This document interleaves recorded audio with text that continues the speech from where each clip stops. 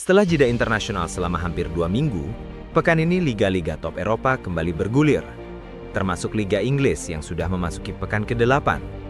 Di pekan ke-7 kemarin, Arsenal berhasil menggeser Liverpool di puncak klasemen dengan raihan 16 poin.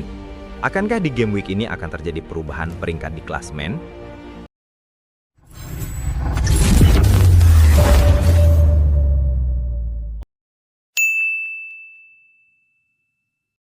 Partai pembuka pekan ke-8 mempertemukan tuan rumah Nottingham Forest menjamu tamunya Chelsea. The Blues sukses mengalahkan Forest dengan skor 3-0 tanpa balas.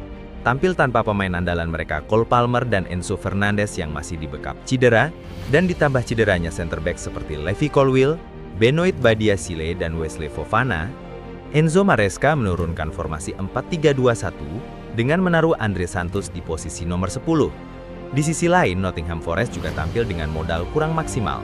Setelah pergantian pelatih dari Nuno Espirito Santo ke Ange Postecoglou, Forest belum sekalipun meraih kemenangan dan terdampar di urutan 18 klasemen. Di babak pertama nampaknya Chelsea masih kesusahan dalam menembus pertahanan Forest, terbukti dengan skor masih kacamata hingga turun minum. Setelah jeda babak pertama, Enzo Maresca langsung melakukan pergantian cepat untuk merespon taktik yang belum berjalan di interval 45 menit babak pertama. 3 pemain langsung dimasukkan, yaitu Jamie Gittens, Marc Guiu, dan Moises Caicedo untuk menggantikan Andre Santos, Alejandro Garnacho, dan Romeo Lavia. Baru 4 menit babak kedua berjalan, center back Josh Achempong berhasil mencetak gol perdananya untuk The Blues, memanfaatkan asis Pedro Neto. 3 menit berselang, gantian Pedro Neto yang membobol gawang Matt Sales memanfaatkan umpan Reece James. Forest mencoba bangkit dan menciptakan sejumlah peluang berbahaya. Neco Williams dan Nikola Milenkovic sempat mengancam, namun peluang mereka berhasil digagalkan oleh pertahanan Chelsea yang solid. Petaka kembali menghampiri Forest di menit ke-84 setelah Reece James menambah keunggulan Chelsea menjadi 3-0, memanfaatkan bola muntah di dalam kotak penalti. Namun 3 menit jelang injury time, Malo Gusto mendapatkan kartu kuning kedua sehingga harus diusir oleh wasit dari tengah lapangan. Hasil ini membuat Chelsea merangkak naik ke posisi 6 klasemen dengan torehan 14 poin. Tim promosi Sunderland kembali menunjukkan bahwa mereka bukan hanya sekedar numpang lewat di Liga Inggris. Bukti bahwa total dana sekitar 160 juta pounds yang mereka keluarkan untuk mendatangkan banyak pemain benar-benar memberikan impact. Menjamu Wolverhampton Wanderers di Stadium of Light, The Black Cats tampil gemilang dengan berhasil mengalahkan Wolves dengan skor 2-0. Hasil ini membuat Sunderland mantap di posisi ke-7 klasemen sementara dengan torehan 14 poin. Sebaliknya bagi Wolves, kekalahan atas Sunderland semakin memenamkan mereka di dasar klasemen, dengan meraih 2 hasil imbang dan 6 kali kekalahan. Jika ini tak segera dibenahi, kemungkinan memori buruk di musim 2011-2012 akan kembali terjadi, setelah Wolverhampton harus turun kasta ke Championship pada musim tersebut. Tim promosi lainnya Burnley meraih hasil positif dengan menumbangkan sesama tim promosi Leeds United dengan skor 2-0. Di partai lain, Brighton and Hove Albion sukses menumbangkan tamunya Newcastle United dengan skor akhir 2-1. Danny Welbeck kembali tampil gemilang dengan mencetak 2 gol.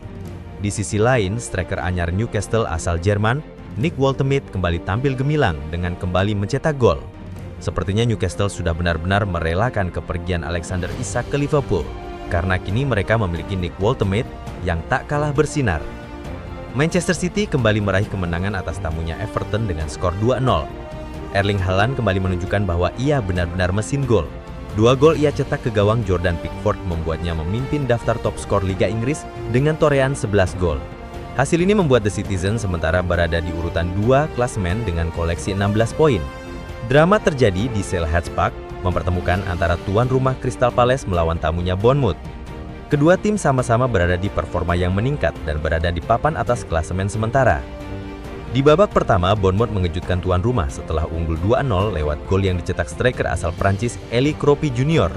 Di babak kedua, anak asuhan Oliver Glasner membalas dengan catatan 2 gol dari Jean-Philippe Mateta. Asa Bournemouth untuk memenangkan pertandingan muncul setelah Ryan Christie membuat anak asuhan Andoni Iraola unggul menjadi 3-2. Namun drama terus berlanjut hingga menit 90+7 saat Palace mendapatkan hadiah penalti. Mateta yang maju sebagai eksekutor mampu menunaikan tugasnya sehingga skor akhir 3-3 bertahan hingga peluit akhir. Hasil ini membuat Crystal Palace tertahan di peringkat 8 dengan torehan 13 poin dan Bournemouth berada di urutan 4 dengan 16 poin. Arsenal kembali melanjutkan tren positif mereka dengan kembali meraih kemenangan atas tuan rumah Fulham dengan skor tipis 1-0. Anak asuhan Mikel Arteta tersebut kembali tampil tanpa sang kapten Martin Odegaard yang harus kembali menepi karena mengalami cedera. Eberechi Eze diplot menjadi gelandang serang untuk menggantikan Odegaard. The Gunners sempat mengalami kesulitan dalam menembus pertahanan Fulham, terutama sang kiper Ben Leno yang tampil gemilang dengan beberapa kali melakukan save krusial. Arsenal akhirnya memecah kebuntuan melalui gol Leandro Trossard yang kembali memanfaatkan skema sepak pojok yang dieksekusi oleh Declan Rice. Bola yang mengarah ke kotak penalti disambar Gabriel Magalhaes yang kemudian tiba tepat di kaki Trossard, sehingga dengan mudah menceploskan bola tersebut ke gawang.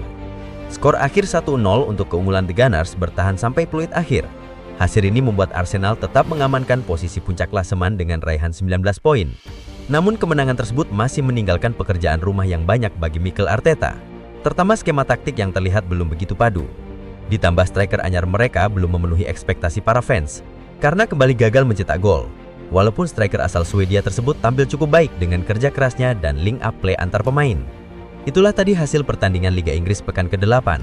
Pekan ini masih menyisakan pertandingan antara Tottenham Hotspur menjamu Aston Villa, West Ham United melawan Brentford, dan terakhir ada big match, Liverpool yang akan menjajal kekuatan Manchester United di Anfield. Kalau kamu suka dengan bahasan seperti ini, jangan lupa tekan like dan subscribe, supaya tidak ketinggalan info menarik seputar dunia sepak bola dan hasil-hasil pertandingan di liga-liga top Eropa. Sampai jumpa!